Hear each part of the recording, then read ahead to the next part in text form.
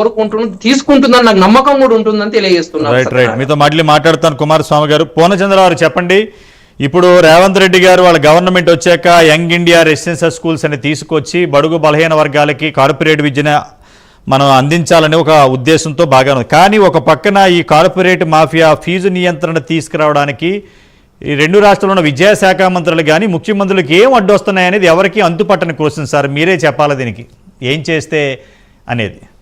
ముందుగా ప్రైమ్ 9 ఛానల్లో విద్య మీద విరివిగా డిబేట్స్ నిర్వహిస్తున్నందుకు సార్ నేను చాలా ఆనందపడుతున్నాను. Right sir, thank you. విద్య, వైద్యం సార్ ఈ రెండు చాలా ఇంపార్టెంట్ సార్. ఇవి ప్రైవేట్ సెక్టర్ లోకి వెళ్ళిపోయినాయి దాదాపుగా. Yes sir. ఇందాక మన కుమారస్వామి గారు కూడా బాగా చెప్పారు, మంచి ఫ్యాక్ట్స్ అండ్ ఫిగర్స్ ఇచ్చారు. సార్ కుమారస్వామి గారు కూడా ఒక మాట అన్నారు, హైదరాబాద్ అన్నిటికీ హబ్ గా మారిందని. రియల్ ఎస్టేట్, ఐటీ, ఫార్మా ఇవన్నీ కూడా ప్రైవేట్ సెక్టర్ లోనే ఉన్నాయి. Yes correct. గవర్నమెంట్ సెక్టర్ లో లేవు. ఎస్ సో కార్పొరేట్ విద్య కూడా ప్రైవేట్ సెక్టర్ లోనే ఉంది. Right sir. ఇది మంచి పద్ధతి కాదు. విద్య, వైద్యం, హెల్త్ హబ్ అయిందంటే ఇది కూడా చాలా అన్యాయం జరుగుతుంది ప్రజలకి. ఎస్. నేను ఆ మధ్య ఇటలీ వెళ్తే వాళ్ళు రోమ్లో వాళ్ళు చెప్పేది ఏంటంటే, అక్కడ విదేశీయులైన మనం కూడా ఏదైనా అనారోగ్యం పాలైతే ఆ గవర్నమెంట్ ఆసుపత్రికి వెళ్తే వాళ్ళు ఫ్రీగానే వైద్యం చేస్తారు. సో అదే అమెరికాలో జరగదు, ఇటలీలో జరుగుతుంది. ఇక్కడ మనకి ఏదైనా ప్రాబ్లం వస్తే మొట్టమొదట ఒక కార్పొరేట్ హాస్పిటల్ సంగతే ఆలోచిస్తాం, కానీ మామూలు హాస్పిటల్కి వెళ్ళటం అనేది అసలు దిక్కులేని పరిస్థితుల్లోనే వెళ్ళే పరిస్థితులు ఉన్నాయన్నమాట. సో ఆ రకంగా చూస్తే విద్యలో కానీ వైద్యంలో కానీ రాష్ట్ర ప్రభుత్వాలు అటు ఆంధ్రప్రదేశ్ కానీ తెలంగాణ కానీ పూర్తిగా విఫలం చెందాయి. ఈ విఫలం చెందిన నేపథ్యంలో మీ ఇప్పుడు ఒక మాట ఏంటంటే +2 ఎడ్యుకేషన్ కి స్కూల్ ఎడ్యుకేషన్ తో కలపాలి అనే ఆలోచనే చాలా మంచి ఆలోచన సార్. అంటే ఇది టోటల్ గా కార్పొరేటైజేషన్ ఒకవైపు వెళ్తుంటే అట్లా కాకుండా కనీసం part of the education, intermediate education 2 years అన్నా మరి దీనిలో స్కూల్స్ తో మన గవర్నమెంట్ సెక్టర్ లో ఉంచుతాము అనేది మంచి ఆలోచన, అది చేయాలి. ఇందాక కుమారస్వామి గారు ఒక మాట చెప్పారు, ఈ ఏపీలో గానీ తెలంగాణలో గానీ దాదాపుగా 27 నుంచి 28% డ్రాప్ అవుట్స్ ఉన్నాయి. ఆ డ్రాప్ అవుట్స్ అనేవి తగ్గిపోతాయి, ముఖ్యంగా గర్ల్స్ కి బెనిఫిట్ అవుతుంది.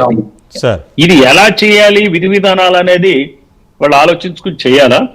నేనేం చెప్తానంటే, జిల్లాలో ఒక కలెక్టర్ ఎంత ఇంపార్టెంటో, ఒక జిల్లా ఎస్పీ ఎంత ఇంపార్టెంటో నేను ముందు నుంచి కూడా నా గత 30-35 సంవత్సరాలుగా నేను వివిధ రకాలైనటువంటి పరిస్థితులను చూస్తూ నాకు అనిపించేది ఏంటంటే, హెల్త్ కి అంత స్థాయి గల అధికారి ఉండాలి, ఎడ్యుకేషన్ కి అంత స్థాయి గల అధికారి ఉండాలని భావించేవాడిని. ఎడ్యుకేషన్ కి ముఖ్యంగా డిఈఓలు అంటే ఒక గ్లోరిఫైడ్ క్లర్క్ లాగా ఉంటారు. ఏ రకమైన లీడర్షిప్ క్వాలిటీస్ ఉండవు. వాళ్ళ టీచర్స్ వాళ్ళతో సతమతం అవుతూ ఆ పాలిటిక్స్ లో వాళ్ళదేదో వాళ్ళ జీవన భృతికి ఆధారంగా డిఈఓ పోస్టుని మార్చుకుంటూ లివ్ లెట్ లివ్ అనే పద్ధతిలో వాళ్ళు బిహేవ్ చేస్తూ ఉంటారు. అందువల్ల మనం వ్యవస్థ +2 ఎడ్యుకేషన్ కనుక మార్చేటట్లయితే డిస్ట్రిక్ట్ కలెక్టర్ కంట్రోల్లో ఒక యంగ్ ఆఫీసర్స్ ని 33 జిల్లాలు ఆంధ్రప్రదేశ్ తెలంగాణలో ఉంటే 33 మందిని సెలెక్ట్ చేయాలి. వాళ్ళు ఫారెస్ట్ ఆఫీసర్లు కావచ్చు, పోలీస్ ఆఫీసర్స్ కావచ్చు, లేకపోతే రెవెన్యూ ఆఫీసర్స్ కావచ్చు. యంగ్ ఆఫీసర్స్ ని 35 to 40 years ఏజ్ ఉన్న వాళ్ళని డిస్ట్రిక్ట్ ఎడ్యుకేషన్ ఆఫీసర్ పైన డిస్ట్రిక్ట్ ఎడ్యుకేషన్ అడ్మినిస్ట్రేటర్ గా అపాయింట్ చేయాలి. అదొక పోస్ట్ ని క్రియేట్ చేసి డిస్ట్రిక్ట్ ఎడ్యుకేషన్ ఆఫీసర్ అతని ఆధీనంలో పనిచేయాలి. సో ఈ డిస్ట్రిక్ట్ ఎడ్యుకేషన్ అడ్మినిస్ట్రేటర్ కి అటు అసలు ఈ +2 ఈ కాలేజెస్ నిర్వహించడంలో అతనికి పూర్తి బాధ్యత అప్పచెప్పాలి, పూర్తి స్వేచ్ఛను ఇవ్వాలి. క్లాస్ రూమ్స్ అవసరమైతే కట్టడం కానీ, లేకపోతే టీచర్స్ ని అప్పటికప్పుడు అపాయింట్ చేసుకునేటువంటి అధికారం కానీ, ఆల్ రోస్టర్ సిస్టమ్ ఫాలో అవుతూ లోకల్ గా దీన్ని సక్సెస్ చేసే విధంగా తయారు కావాలి. ఇది ఎంప్లాయ్మెంట్ కూడా పెరిగే మార్గం. ఎందుకంటే 27-28% డ్రాప్ అవుట్స్ ఉన్నారంటే కనీసం 10-15% కనుక స్టూడెంట్స్ జాయిన్ అయినట్టయితే, ముఖ్యంగా గర్ల్స్ జాయిన్ అయ్యేటువంటి అవకాశం ఉంది. అదే ఊళ్ళో అదే 10th class చదివే చోట ఇంటర్ ఉంటే వాళ్ళు కంటిన్యూ చేస్తారు ఎడ్యుకేషన్. అది ఎడ్యుకేషన్ చేసిన నేపథ్యంలో ఎంప్లాయ్మెంట్ కూడా పెరుగుతుంది. కాకపోతే దీనికి మాత్రం ఒక సీనియర్ అధికారి, జిల్లా అధికారి క్లియర్ గా అతను ఈ బాధ్యత నిర్వహించాలి. ఇది నిర్వహిస్తూ ఈ కాలేజెస్ లో మన +2 ఎడ్యుకేషన్ గవర్నమెంట్ కాలేజెస్ లో ఎవరైతే అడ్డం వస్తున్నారో ఈ కార్పొరేట్ స్కూల్స్ యొక్క మాల్ ప్రాక్టీసెస్ ని కంట్రోల్ చేసే అధికారాన్ని కూడా అతనికి ఇవ్వాలి. అతను, కలెక్టరు, జిల్లా ఎస్పీ ముగ్గురు కూర్చుని గనక ఆ లోకల్ ఏరియాలో గనక ఇంప్రూవ్ చేయగలిగితే ఇటు ఈ గవర్నమెంట్ స్కీమ్ ని ఇంప్లిమెంట్ చేయటంలో ఇతనికి బాధ్యత ఇవ్వాలి ఈ డిస్ట్రిక్ట్ ఎడ్యుకేషన్ అడ్మినిస్ట్రేటర్ కి. అట్లనే ప్రైవేట్ స్కూల్స్ ఎవరైతే నిర్వహిస్తున్నారో, కాలేజెస్ నిర్వహిస్తున్నారో, అటు నారాయణ, చైతన్య, భాష్యం లాంటి సంస్థల్ని రెగ్యులేట్ చేయడానికి కూడా అతనికి అధికారాలు ఇవ్వాలి.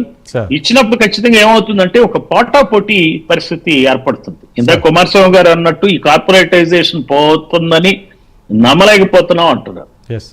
సరే, దాన్ని అట్లా ఉంచుతూ ఒక మిక్స్డ్ ప్రాసెస్ మనం కంటిన్యూ చేసి గవర్నమెంట్ ఆల్టర్నేటివ్ చూపించాల్సిన అవసరం ఉంది, ప్రైవేటు వాళ్ళ చేతిలోకి వెళ్లకుండా.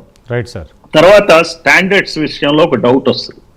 మీరు స్కూల్స్ చేస్తే ఏం స్టాండర్డ్ ఉంటుంది, పిల్లలు ఏ రకంగా పైకి వస్తారు అని.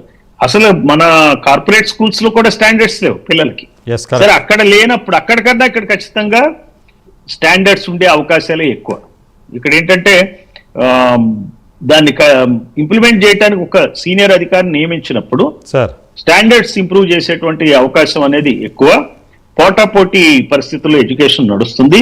అది కాకుండా ఇప్పుడు మనకి ప్రైవేటు కాలేజెస్ ఇంజనీరింగ్ కానీ, మెడికల్ కానీ, లేకపోతే వేరే ప్రైవేట్ కాలేజెస్ బిఏ, బీకామ్ చేసే కాలేజెస్ లో సీట్ల కొదవేమీ లేదండి. ఇది కంపారిటివ్ మెరిట్ ప్రకారమే సీట్లు ఇస్తున్నారు. 1,00,000 ర్యాంక్ వచ్చిన వాడికి కూడా సీటు దొరుకుతుంది. ఇప్పుడు కమ్మారెడ్డి, వెలమలకి రిజర్వేషన్లు ఉన్నాయి. ఈ రోజున 10% రిజర్వేషన్ లో వాళ్ళకి అందులో కూడా సీటు దొరుకుతుంది. సో ఈవెన్ బీసీ కన్నా తక్కువ మెరిట్ తో, ఎస్సీ కన్నా తక్కువ మెరిట్ తో ఉన్న కమ్మారెడ్డి, వెలమలకి ఈ 10% ఈడబ్ల్యూఎస్ రిజర్వేషన్ వల్ల వాళ్ళకి కూడా సీట్లు దొరుకుతుంది. ఇప్పుడు సీట్లు దొరకటం అనేది అసలు ఈజీ. వీళ్ళు ఊరికినే కార్పొరేట్ సంస్థలు ఒక రకమైన మాయాజాలంతో ఏదో బ్రహ్మాండంగా పిల్లలకు చదువులు చెప్తారని చెప్పి ప్రతి తండ్రి తన కొడుకు, కూతురు విషయంలో ఒక ఆశతో ఆ ట్రాప్ లో పడుతున్నాడు. ఆ ట్రాప్ లో పడకుండా ఉండటం కోసం +2 కనుక గవర్నమెంట్ ఇన్స్టిట్యూషన్స్ లో కనుక ఉంచగలిగితే ఆ ట్రాప్ నుంచి బయటపడటానికి పేరెంట్స్ కూడా ఒక దారి దొరుకుతుందని, మరి ప్రభుత్వం ఖచ్చితంగా నిర్ణయం తీసుకుంటే, బాగా పనిచేస్తే ఈ ప్రయోగం చాలా సక్సెస్ఫుల్ అవుతుంది. మిగిలిన నెగిటివ్ ఫ్యాక్టర్స్ ఏవైతే ఉన్నాయో అవేం పెద్ద సమస్య కాదు, ఏ రకమైనటువంటి ఇబ్బందులు ఏమి ఉండవు. So I'm in full support of this system, provided they appoint a senior officer, young officer, 35 to 40 year old officer who has some commitment to the society, select them and give them to the make them in charge of these institutions. It will become a great success. Purnachandrarao, ఇప్పుడు మన తెలుగు రాష్ట్రాల్లో రెగ్యులర్గా మీరు చదువుకున్న రోజుల్లో కానీ మనం చదువుకున్న రోజుల్లో సపోజ్ ఒక ప్రైమరీ స్కూల్లో 5వ తరగతి వరకు చదివితే 6th నుంచి 10th వరకు ఒకటే స్కూల్లో ఉండటం కొంత ఆనవాయితీగా ఉంటుంది, 90% ఇప్పుడు కనుక ఈ +2ని కనుక తీసుకొచ్చి ఇక్కడ దీంట్లో విలీనం చేస్తే, ఫర్ ఎగ్జాంపుల్, నిజంగా ఈ కార్పొరేట్ ఏవైతే కుప్పలు తెప్పలుగా ఉన్నాయో, ఎందుకంటే ఒక్కసారి ఫీజు నియంత్రణ కనుక తీసుకొచ్చి +2 దీంట్లో విలీనం చేస్తే 99% ఈ కార్పొరేట్ మాఫియా నుంచి సామాన్య బీసీ, ఎస్టీ ఎవరైతే ఉన్నారో, అణగారిన వర్గాలు ఉన్నారో వాళ్ళందరికీ న్యాయం చేయకూడదంటారా? ఇది మంచి ఆల్టర్నేటివ్ అండి. ఖచ్చితంగా న్యాయం చేకూరుస్తుంది సార్. మనం ఆల్టర్నేటివ్ కూడా ప్రజలకు లేదు కదా, అప్పుడు మనం చూపిస్తుంది గవర్నమెంట్ ఆల్టర్నేటివ్ అని. ఇది మంచి ప్రయోగం. ఒక ఫీజు జూనియర్ కాలేజెస్ మనకు ఉన్నప్పటికీ కూడా అవి యాక్టివ్ గా లేవు. అది ఎక్కడో ఒకటి ఉంటుంది, జిల్లాకి 1-2 కాలేజెస్ ఉంటాయి, ఎక్కడ ఉంటాయో తెలియదు సార్.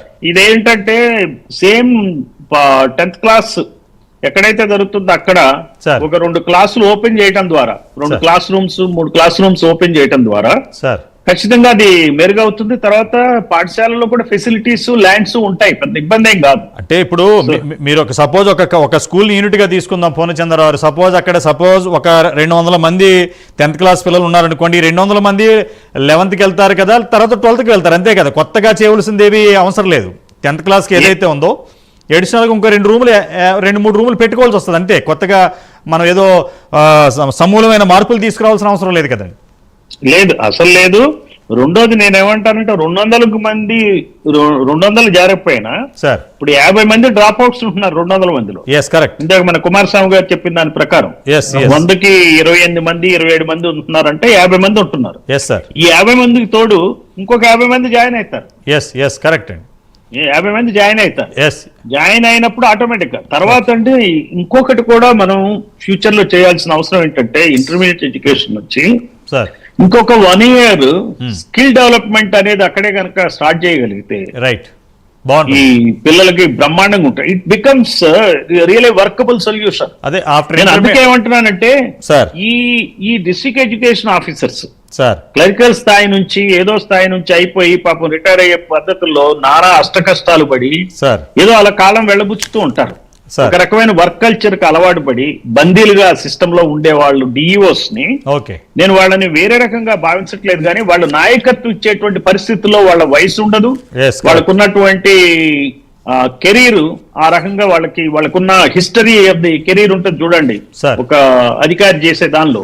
Right, so sir. అతను ఎన్ఫోర్స్ చేయలేడు కాబట్టి ఒక యంగ్ ఆఫీసర్ ని 35 to 40 year old Right. Officer, not less than 35, right sir right పిల్లల్ని స్కూళ్ళకి పంపించి తనకు కూడా తండ్రిగా కొన్ని బాధ్యతలు తెలియాలి, ఎస్ సాధక బాధకాలు తెలుస్తాయి. Yes, so yes. 35 to 40 year old officers ని Right. యంగ్ ఆఫీసర్స్ ని Right. ఫ్రమ్ వేరియస్ సర్వీసెస్ తీసుకోవాల్సిన అవసరం ఉంది. రైట్ సార్ రైట్ ఇదే ప్రయోగం హెల్త్ లో చేస్తే రైట్